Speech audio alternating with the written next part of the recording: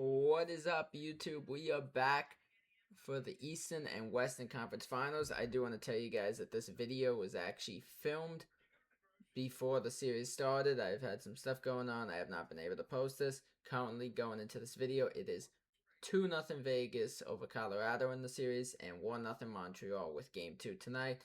But I hope you guys enjoy. Let's get into the video. So, Alex, we are back for the Eastern and Western Conference Finals. We talked about 2 weeks ago as we were going into the conference semis, and now we're here. Obviously, my Golden Knights beat the Ducks in a series that Vegas did not look like the better team to start, and then they ended up winning. We'll talk about the Wild. They just completely got outplayed by the Avalanche. The Hurricanes is really nothing to talk about when we got to that series. They just steamrolled the Flyers. And then the Sabres, yet again, joking, but obviously now we are down to our final four teams. We got the Vegas Golden Knights against the Avalanche in the Western Conference Finals. Eastern Conference Finals are the Canadiens and Hurricanes. Before we get into those matchups, after the last couple rounds, it just wrapped up. What are your thoughts for those teams that advanced and how they looked against their opponents? To be honest with you, Jason, I'm not surprised this is the Final Four. I was a little optimistic on the Flyers train, and obviously that got kiboshed pretty quickly. But Yeah. if you take away the Flyers train, I'm really not surprised. I mean, I knew that Montreal was going to win that series in some facet over Buffalo. I just thought Montreal was the better team. I thought they had a little more experience. I thought the coaching was better. I thought Marty St. Louis throughout that second round outcoached Lindy Ruff. And at the end of the day, it wasn't a lot of experience for Montreal, but guys like Caulfield and Suzuki Slightly being more to a than Final Buffalo, Four, yeah. exactly. Caulfield and Suzuki being to a Stanley Cup final before. Dobson making a couple conference final runs with Yeah. the Islanders. A couple guys overall on that roster having a little more experience. Yeah. For a majority of those Buffalo players, it was the first time ever they were in Yeah. the postseason. Alex Yeah. Tuck was really the only Well, experienced yeah, player, that and was Bowen actually Byram. something I was about to mention. That Alex Tuck, they said, was the only Sabre that had ever played in a game 7. Well, that is something right there too. I mean, you have him, and then you have Bowen Byram, who was on the Colorado Avalanche Stanley Cup winning team in 2022, but he didn't have such a massive role. He played a decent role Yeah. on that team, but he wasn't like a Cal McCarr or a Devon Taves or one of those Yeah. guys. So again, the experience was the difference for Montreal. A lot of it was just so back and forth throughout the series. The road team was the better team in most, if not all, of those Yeah. games. I mean, Game 5, Montreal comes back and wins it. Game 6, Buffalo down 3-1. They score 7 unanswered, and they embarrass the Canadiens on their home ice. And then the fact that Buffalo was home, I had a hunch Buffalo was not going to win. Now Yeah. Montreal was up 2-0. Buffalo forced overtime, but the Canadiens got it done in the extra period. So I'm not surprised Montreal won. I'm a little surprised the Flyers got swept. I thought they would put up a better fight than what they did 100%. against Yeah. Carolina. I'm not surprised Carolina got the sweep necessarily, but I'm surprised in the sense of how much how outplayed Philadelphia was, because Carolina just decimated them left, right, and Yeah, center. and you know And what for the sucks is Hurricanes, they looked like they had a little wake up moment. I forgot which game of the series it was, but they actually jumped out to a quick 2-0 lead, the Flyers, and it looked like maybe this was a turning point in the series. Maybe they were waking up, figuring something out about the Hurricanes. But then they couldn't get that third goal. The Hurricanes tied it, and then Taylor Hall won it in overtime for them. And then that series from there was just basically over. I mean, again, Carolina's been so dominant in both of their series, but you also look at the way in the NBA playoff, the Oklahoma City Thunder won their first 8 games in a row, and they lost game 1 to San Antonio, and they had a decent amount of time off Yeah. before playing the Spurs for that first game, and game 2's tonight, matter of fact, in that series. But I think for Carolina, I'm curious to see how they do start off in the Eastern Conference Finals. Yeah. Guaranteed, we know the history past couple times. At one point, losing 15 straight conference finals matchups before eventually losing to the Panthers last year in the ECF. So I'm curious to see how Carolina responds. They're at home, but they're playing their first game in 12 days Yes. tomorrow. And we've Think seen about how that. that's That's a gone for lengthy Carolina, break. too. Exactly. Carolina's had long breaks before, and it's not boded well for them. Yeah, So we'll see how that fares. Also, look at the fact that Montreal right now, they're right in the hot hand after that series win. The goaltending might be a little questionable, but at the same time, Montreal buys into each guy's role. yeah, They're bought into the overall environment that Marty St. Louis yeah, has created for this Montreal team. So I 100%. think we're getting a really good series. I don't see Carolina taking care of Mm, business fairly quickly or in a dominant yeah, way. I wouldn't be surprised if Carolina won. I am going to go with the upset again, and if I'm wrong, I'll eat crow for twice the price. But it's something where I'm going with Montreal. I think Montreal's a team of destiny. I don't think they're going to win the Stanley Cup, but I think they're a team of destiny to make the finals. I mean, you look yeah, at the way that this team is constructed. The coaching of Marty St. Louis has been superb throughout the playoffs so yeah, far. You have young superstars. You've got veterans who have been able to make their mark with this, Montreal team. yeah, So I think Montreal is going to give Carolina a really good fight. I think they'll give a better fight than Philadelphia did. Again, seeing yeah, Philadelphia just get smashed like that after the way they played against Pittsburgh, I yeah. was really surprised. I really don't see Montreal suffering the same fate as No, Philadelphia poor Philly, in an by the way. Eastern Conference Finals. Poor Philly. Back-to-back days, their teams got swept. That's true. That's true. And the thing is that I think that Montreal is going to come out with more of a punch, knowing Oh, that they 100%. they And they're a lose good more road team. recently. They are a very good road team. And that too, they're a very good road team, and that second round series really told the entire tale. I mean, the worst team in that series for both Yeah. teams, Buffalo, Montreal, was a team who was on home ice, Yeah, and and the Montreal one won Game 7 on the road for a the reason. the one thing to mention in that, talking about game sevens is it's not often that you see two game sevens for a team. Obviously, them on the road for both of them, and they win both of those game sevens. And they did that to not only did they do that to Buffalo, they did that to Tampa Bay, Yeah, a very tough and team. And let's not forget Game 6 in that first round of Tampa Bay. They lost 1-0 in overtime on their home ice, and then won 2-1 in Tampa, only having 9 shots the entire game, but Yeah, winning the series. So Montreal's a team where they can go into hostile environments, they can get it done. Carolina's a different animal. yeah, Their rink is so hard to play in. The fans are a bunch of jerks and caniacs yeah. or whatever you want to call them. They are very intense fans to play in front of. They're a very passionate fan base. And for the Hurricanes, they've been here before. Conference final appearance Yep. after conference final appearance. Disappointment after disappointment. This is the best chance Carolina has to Oh, finally get to the Stanley Cup 100%. final. And to be honest, if here's the thing, if they blow another Eastern Conference Finals, does the talk eventually begin of moving on from I'm blanking on their coach's name, but does the Rob Brindamore, yeah, I mean, it's a possibility. yeah, I wouldn't be surprised, but I still find it hard to see it actually happening, knowing that Brindamore was a playoff hero for them back in yeah, 2006 when he played with the Hurricanes in that Stanley Cup final, and the fact that Brindamore is such a historic player for the organization. He's a historic figure for the team, period. The fact that as a coach, he's gotten them to multiple conference finals yeah. appearances, regardless of the results in the Eastern Conference Finals, to Florida and Boston and other teams.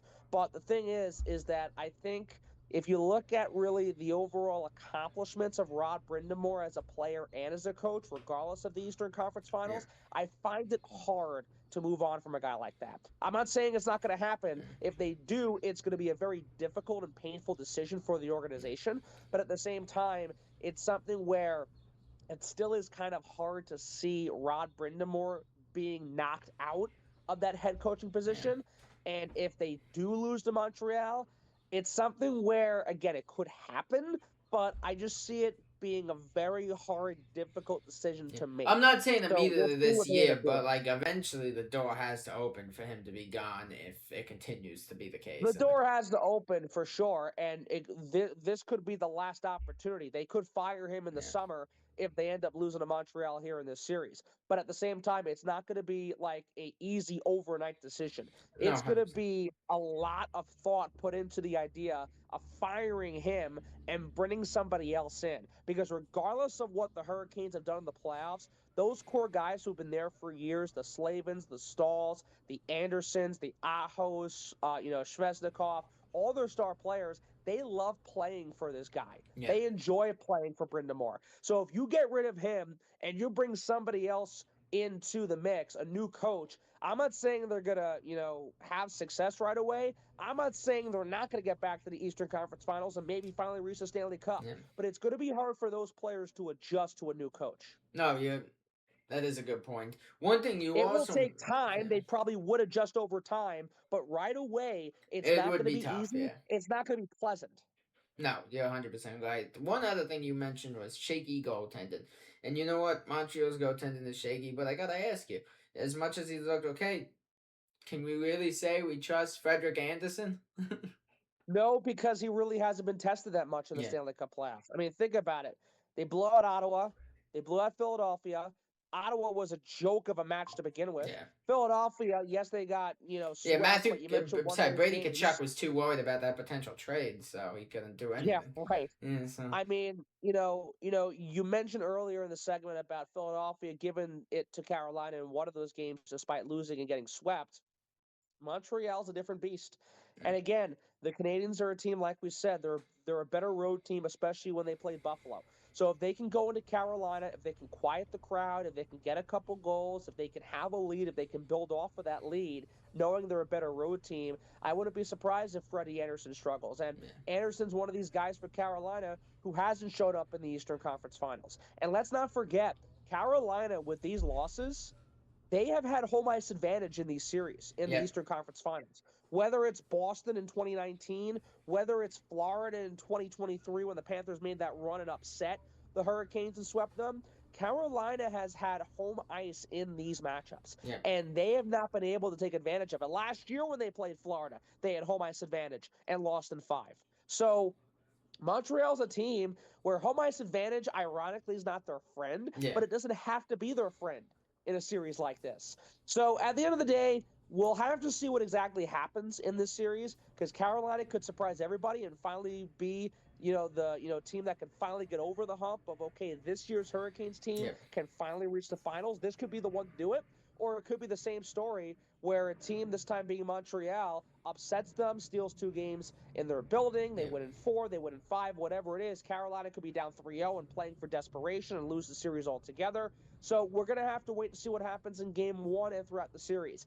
I Yeah. think whoever wins game 1 is going to end up winning the series. Yeah. Not just because that happens most of the time, but at the same time, when you look at the history of this, situation for Carolina, you look at how, Montreal's been on this hot streak. The winner of game 1 is going to not just command the series, but I think that win will tell the entire story of what eventually takes place. That will 100% set agree. the overall table. That will be the determining factor in what takes place overall. 100%, completely agree. And the other thing, before we move on to the west side of things, because I don't think there's too much left to say from the east.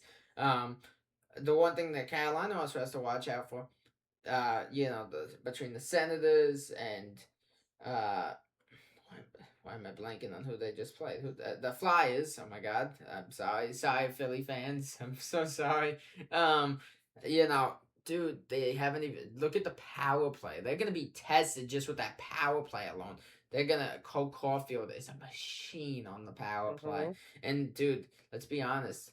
On the Senators, you got Kachuk, and Stutzler and Batherson. The Flyers, you got Konechny and Tippett and Zegras, but I'm sorry, those guys don't compare to Nick Suzuki or Cole Caulfield to me. They really don't. Then you got Demidov on there, who is an excellent young player and is going to continue to improve every year. And then, you got Slavkovsky. Like they have an elite power play. And They do. Carolina is one of the best penalty kill teams in the league, but that could be a struggle for them too. They Yeah, better I not take mean, a lot of penalties. you mentioned those names. You mentioned Slavkovsky. You mentioned Demidov. I mean, those are 2 young guys where this year they're building that playoff experience to help them in many years to come, Yeah, regardless of what happens here in the Eastern Conference Finals. Suzuki and Caulfield have been the 1-2 punch through the entire run. But those younger guys, they're building that valuable experience now, regardless of what happens this year, to further propel them in many more years to come.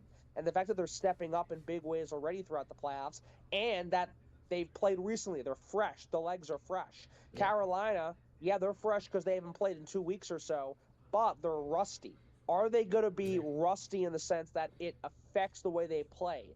And like we said before, it's affected them before in previous conference finals matchups. Carolina having 12 days off is the worst thing for them. Yes. Will it really linger them, though, this time? We'll have Yeah. to see. I actually think the Canadians need to come out flying.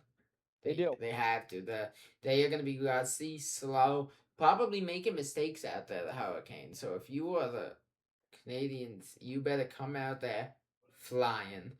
Um, but on that note, let's move into the Western Conference Finals, a matchup that I'm so excited about. My Golden Knights against the Avalanche. And one thing before we get into this, obviously, one thing I'll say is the Vegas just beat the Ducks and the Avalanche just beat the Wild. But one thing that just came out about an hour and a half to 2 hours ago, and I don't know if you saw this, and it makes things so interesting. Obviously, Braden McNabb is back from his 1 game suspension tonight. No Mark Stone, and the big news that came out due to an injury, no Cale Makar tonight. Wow. So it is a very interesting game. Two key players for both teams are out. So I don't know what your thoughts are, especially after hearing that. I don't know if you have any thoughts after what you saw from both teams in the last round. But Well, look, the thing is that both teams coming in here, they've got the experience. They've won cups. It's Colorado who won in 22. Vegas won the following year in 23. Both these teams have been in this spot before. Colorado on paper is the better team. They've got the better depth. They've got the better offense. The defense is stronger. yeah. The goaltending obviously depends on who's going in. That night, Wedgwood's been good. Sometimes they go with Blackwood. So the thing is that the goaltending is kind of irrelevant, but also kind of important. Yes. Vegas has the experience as well. Good depth, good D-man. Same thing with the goaltending. What are you getting every night? Carter Hart's been good. He's been doing better than a lot of the other guys. But at the same time, Carter Hart's been good, but he hasn't been the main guy or the biggest factor in what we've seen take place for Vegas during this playoff run. So having McCarr out there is huge. But still, Vegas being without Stone is another problem. At the same time, yeah, they made quick work of Anaheim, and quick work in the sense where it was close for a little bit, but towards the end of the series, they just pounded the Ducks, and that was all she wrote. So not having McCarr is a big difference. But at the same time, this Colorado team is still very strong defensively. And you look at this Colorado team with guys like Taves and guys like Brent Burns and guys like Malinsky. They have a lot of veteran guys. They have a lot of young guys who can step up as well. So McCarr not being there is going to be huge. Don't get me wrong, but they have a lot to make up for it. Yep. And yeah, McCarr might not be there offensively. They still have Nathan McKinnon. They still have Marty Necas. They still have their firepower of offensive talent. Yeah. And they're so deep offensively. Whether it's McKinnon scoring, whether it's Necas scoring, whether it's Landeskog, or if it's guys in the bottom six like a Ross Colton or Logan O'Connor or a Parker Kelly or whoever else you want to name there. Colorado is so deep. Yep. And I think what's going to be a big difference here too, Jason, especially with McCarr being out, is the coaching. Jared Bednar is a heck of a coach. So is Tortorella. Yes. But Bednar is a guy who I think could out-coach Tortorella in this series, and that could be the difference at the end of the day, regardless if Cale Makar is healthy or not. So we'll see what we get. It's going to be a good series. It's not going to be a one-sided affair. You're going to get two really good teams going back and forth. You're going to have the McKinnons taking on the Eichels. You're going to have Natchez going toe-to-toe with Marner. Yep. It's going to be a really, really good series. You have two power plays who have kind of been Vegas, yeah, they've been a little better. Colorado's power play, surprisingly, has struggled throughout the whole year. But if Colorado's power play can pick it up, they're dangerous. Dude, I can't believe how rough their power play has been this year. I know, and you would think with all those names, Makar, McKinnon, Necas, Lehkonen, Landeskog, Taves, Burns, who historically has been a great power play guy. Yeah, he's older, but he still is a great power play guy. Nichushkin. You have a lot of these guys who are so good overall, and for whatever reason, the power play doesn't Yeah. get it done. I don't know And why what's it's been so happening like weird that, is but like they've that's tried the a ton of case. things. Like they've bounced other things around. They've thrown Lekkinen in there. They've thrown other Landeskog in there. They've tried different things, and no matter who they take out and put somebody else in with, it's an elite player, and it has not made a difference so far. And as a Vegas fan, knock on wood, please don't make a difference yet. Well, But well, well. I think that could be the one shining out of this for the Golden Knights. The fact that the power yes, play is a little more better than yes. Colorado's. And Yeah, I look, I did mean, that. See, Vegas has that's had one thing I give the slight edge to Vegas on is the power play. yeah, yes, it is. And the thing though is that okay, you might have the power play edge, but even strength goals are going to make the difference. If you go back to the Wild first round series against Dallas, the Wild won that series based on the even strength 5-on-5 goals. The Yep. Wild's power play was painful throughout that first round. I mean, there was a time where they were like 1 for 11 in the first 2-3 games of the Yep. series, or rather, they were 1 for 11 in games 2 and 3. They had 2 power play goals in game one, but there was a stretch of time where they were 1 for 11 or 1 for 12. Dallas had 9 power play goals in that Yep. series. But the problem with Dallas is that from game 3 to game 6, they had 254 minutes and 1 second of ice time without scoring a 5-on-5 goal. And you're not going to win a series doing that. Especially not against Colorado. Yes, exactly. So for Colorado, yeah, their power play might be an issue, but their even strength is so No, strong yeah. that the Vegas Golden Knights might have the edge in the power play category, but if they're not able to match the 5-and-5 intensity, especially with the scoring, it's not going to make a difference. Example, Wild beating Dallas in 6. Yep. No, yeah, I definitely agree. The other thing, one other thing we gotta, mention is, dude, I know it's not a huge, it's something that people don't think a lot on, but for Vegas, the size, and this is going to be a physical series, how important it is after that 1 game suspension to obviously have McNabb back into the lineup. Mhm. Because McNabb is a monster out there. He could throw the body as well. So I'm happy to have him back. Dude, it sounds crazy. I'm biased, but I am actually going my Golden Knights to win this series. But I'm saying it in 7. Sure. Look, I I'm mean, I mean, obviously you're going to root for your team, and I don't blame you one way or another.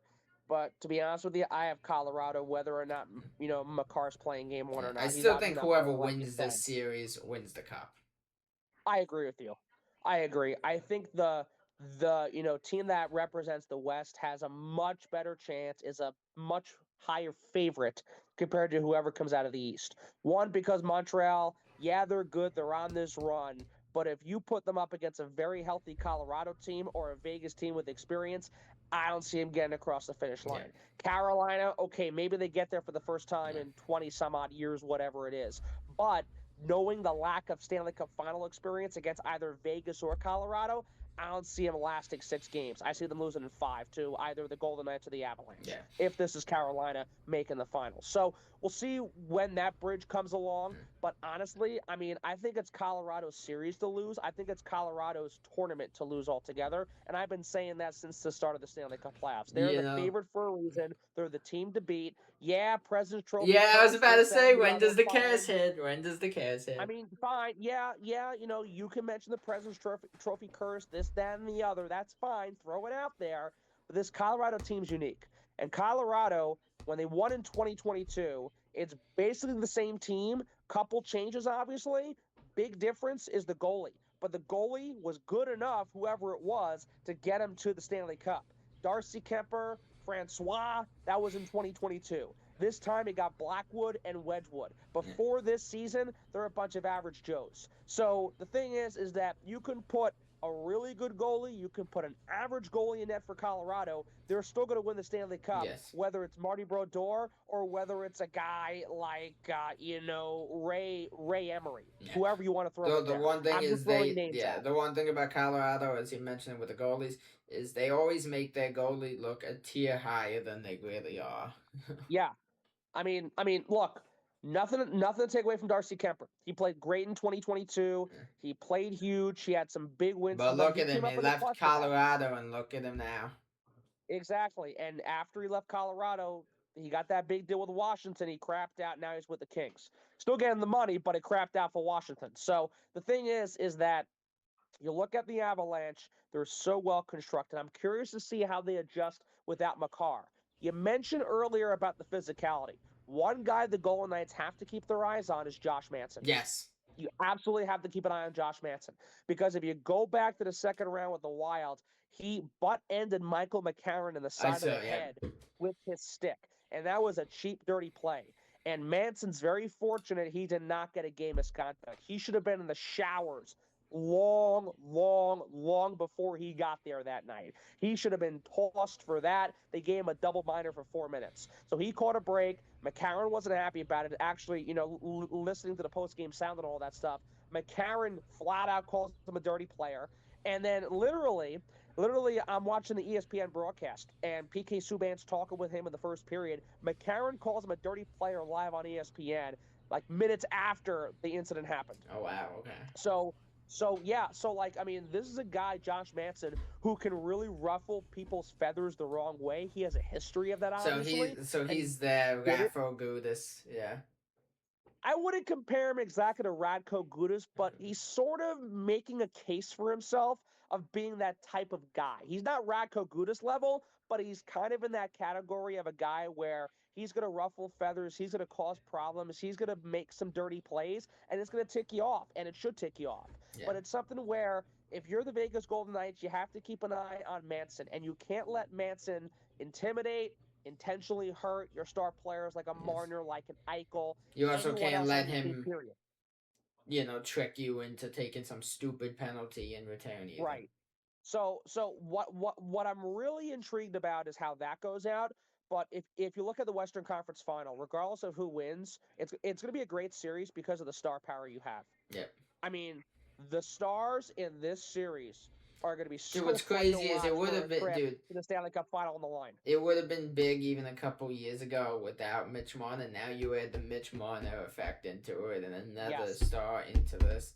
I mean, dude, even when Vegas and the Avs played it a couple years ago in the playoffs, it felt huge. Adding Mitch Marner, it just feels even bigger, man. And not to discredit the Avalanche, obviously, too, who've since that have added amazing players, bringing back Kadri and bringing in Marty Necas. Yep. So not taken away from that. I'm not just gonna sit here and gloat about my Golden Knights. I will give credit where it's due there. No, again, both teams are very good. Both teams have the star power. I'm really excited to see this McKinnon and Marner duel because these are two of the top players, period, in the world. But they're leading different categories of the playoffs and goal scoring and point totals and what have you. So, I mean, they have just been so fun to watch all playoff long. Except if you're a Wild fan watching Nathan McKinnon. Look, I'm sure, though, as a Blues fan and somebody who's covering the Wild right now, I'm sure you're rooting for Vegas, right? I would rather have Vegas over Colorado, yes. But I'm also someone who's a realist, and I think Colorado's the better team, to be honest with you. Yeah. So, look, I mean... here's my... Can I give you my prediction, actually? I think... Look, I'm saying this. Vegas wins, Canadians win, and we get to make up for Marc-Andre Fleury's debacle against the Canadians when he was behind the net and had that whole end. Do you remember that? We were in the lead, and the most Marc-Andre Fleury thing happened. Yes, it did. That caused Vegas the series. Yeah. So I want my shot at Montreal. I want that redemption, man. Look, I mean, as a Golden Knights fan, obviously I get the perspective and you're happy about that idea. And obviously you're going to root for your team. I get that. I'm someone who doesn't have a dog in the fight one way or another.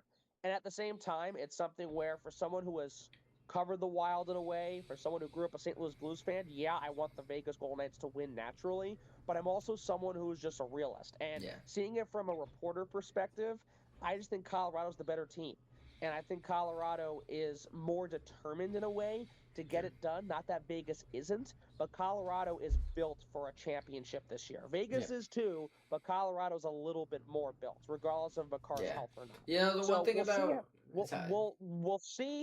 We'll see about Makar's health throughout the series because you mentioned that. That's crucial in what exactly happens and whether or not I'm talking crap or making sense. But at the same time, look, Makar was a guy in the second round who dealt with a lagging injury. Yeah. You know, he took a bump from I think it was Johansson. I can't remember who it was. I think it was Johansson or Hartman, someone on the Wild, and he couldn't really. I mean, he could feel his shoulder, but obviously he was hunching over, feeling his shoulder with his arm. He had to go to the locker room for a period of time. So when it comes to that big a nagging injury that could carry into the series, that's a concern. And obviously he's not playing in Yeah. game one. So we'll see Yeah. how healthy Makar really So is. this is actually I'm what I not saying see that's on. gonna. Speaking of McCall, this is what I see on Twitter. Bednar says he'll miss tonight, but this is no guarantee. He says he expects him back in this series. There's not even a Yeah. guarantee of next game. Right. No, exactly. So, like, okay, he expects him in the series, but when is that going to be? Is Yeah. that game 4? Is that game 6? Is that game 7? Is it game 2? Who knows what's going to happen? Yeah. So, I think not having him in there plays a factor. I'm not trying to downplay that. But at the same time, I think if you look at Colorado, whether McCarr is healthy or not, I look at the depth, especially Kadri coming back, and I just think they're better than Vegas on paper. I really do. Yeah. And look, I think we're getting a Colorado Montreal series. I think Montreal's going to represent the East, regardless of how you feel about Carolina, regardless of them being the top dog and being able to have home ice advantage. And maybe this is the year they finally get to the finals because they have the team to do it, and they're the number one seed in the East, and yada yada yada, this, that, and the other. But Montreal is a team of destiny. Yeah. A destiny that could maybe lead into a Stanley Cup to upset Vegas or Colorado. But Montreal is a team that is so bought into the moment right now, and they're bought in because of the coach. Marty St. Louis has done a remarkable job taking that locker room and having each guy buy into their role and buying into the vision St. Louis has for that team. It's 100% agree. incredible to see. It's so incredible to see. And it's runs like that that get a team to a final, that get a team to win a Stanley Cup championship. And for example, the Florida Panthers, okay, maybe you make the finals and lose, and then you go on to win the Stanley Cup the following year Yeah. and the year after that. Well, it's I'm something not saying that look. that's It's going to happen something with that. Montreal, but it could. But here's the thing. It's something that I've talked about before, and you just mentioned obviously Florida losing and then winning 2 straight. Sometimes teams, and a young team or a team that didn't have a crazy amount of experience, they actually almost need to learn how to lose before they learn how to win. Right, right. And honestly, Montreal could be that team this year where let's say for argument's sake they lose to Colorado or Vegas in the Stanley Cup final. Yeah. I'm not saying they're going to win it next year and win back to back like Florida just did, Yeah. but they could be on that path. They could be on that trajectory. No, and So I that look could at be I look at this Montreal team and their roster, and I will say it now, and I know it was out in the U.S. we do love the keeping the cup out of Canada thing, but I will say this: I think within the next 5 years they will win a cup. The Canadians. I think out of all the Canadian teams, they are the closest to a cup. Would you agree yes, on because that? they're in the Yeah. conference finals. Well, no, Yes, I mean, but obviously. I mean, to be honest, even though Edmonton made it the last 2 years, I still never really thought they had a chance against the Panthers. I mean, that's what I'm Yeah, saying. Yeah. I mean, yes and no. I mean, I thought they had a chance in 24. I Yeah. really thought they had a chance to win that game 7 and have Florida blow a 3-0 lead. And then once Florida rolled the dice and got hot, and that was it. Last year, I thought Florida was going to win it no matter what. I did Yeah. not see the Oilers winning at all last year. Now that Edmonton lost in the first round, and we'll see if Connor McDavid even stays put. No, I mean, that's a whole different thing. But it's something where, yeah, Canada hasn't won a Stanley Cup in 33 years. And the last Canadian team to win the Stanley Cup, the Montreal Canadiens Yeah. in You 1993 know how. against Wayne Yeah. Gretzky and the LA Yeah. Kings. You know how badly every single one of these Canadian teams must be like. We want to be the Canadian team to bring the cup to Canada. So, like, I know Oh, yeah. Montreal's hungry for that. So. And look, I think it'd be ironic and somewhat historically bittersweet if the Canadians were the team to break the curse when they were the last team to win the cup in Canada, That would and be. then to break the curse by winning the cup again. So I I would think love that'd be also to pretty see cool to the see. Oilers fail twice and then the Canadians go and do it too if it's not That would be Vegas. great. Yeah. Yes. So look, I mean, at the end of the day, Jason, I think we're getting a Colorado Montreal final. That's what I think we're getting. Then Colorado's the big giants. Montreal is this Cinderella story this year.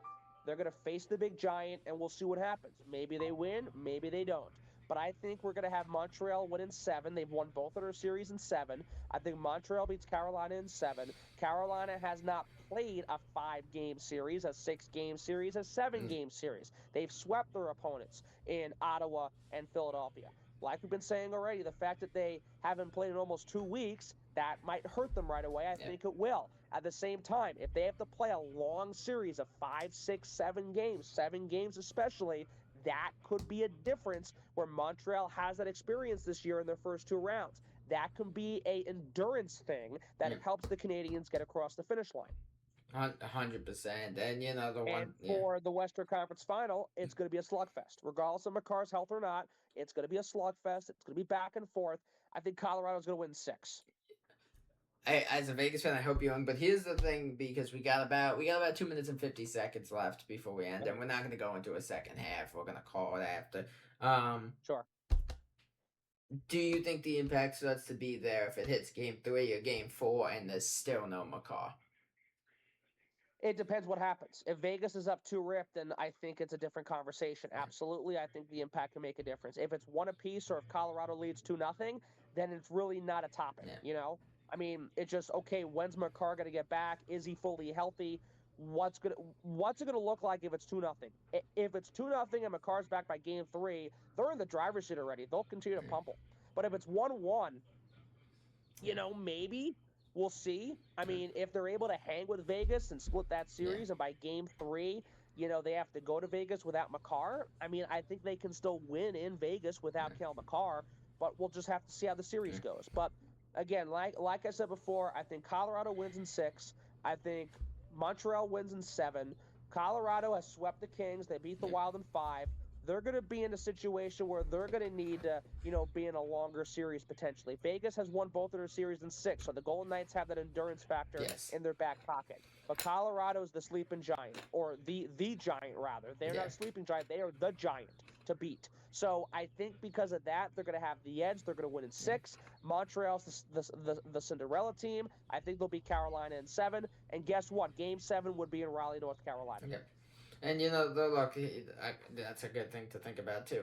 The one thing I will say, because we now are down to a minute before we wrap up, if you're Vegas and you look at Colorado tonight and you see no Cale Makar, you got to realize, holy crap, we have to win this game and try to take advantage of it. Because if you win this game and you take Game 1, it's a totally different series. Especially with the fact that you don't know how long Makar is going to be out. It could be 2 more games after this. You got to try to seal this game tonight. It could be the ugliest win possible. You have to figure out how to seal this game tonight. Well, again, you have to steal it, set the tone, and build off it, whether Makar's healthy or not. So we'll see. It should be fun, though, regardless. The West final is going to be a ball throughout that series. 100%. And, guys, we are wrapping up, but maybe Alex is moving in a couple weeks. But depending on our schedules, maybe when we get to the finals, we will try to film something, even if it's like 30 minutes like this. That won't be too long since it's only one matchup, but we'll see. Yeah, it's gonna be a fun conference finals no matter what. Thank you guys so much for watching a video with us talking about the Eastern and Western Conference Finals from the NHL playoffs. So far, the playoffs have been a ton of fun. The Eastern and Western Conference Finals have been a ton of fun as well. Tonight we got Game 2 for the Montreal Carolina Hurricane series. So if you guys are new here, we'd love to see you guys hit that sub button, drop a like, leave a comment below on who you guys think is going to win the cup. I'm a Golden Knights fan, so I'm hoping Vegas, but we would love to hear from you guys. But hope you guys enjoyed. We'll see you guys in the next one. Peace out.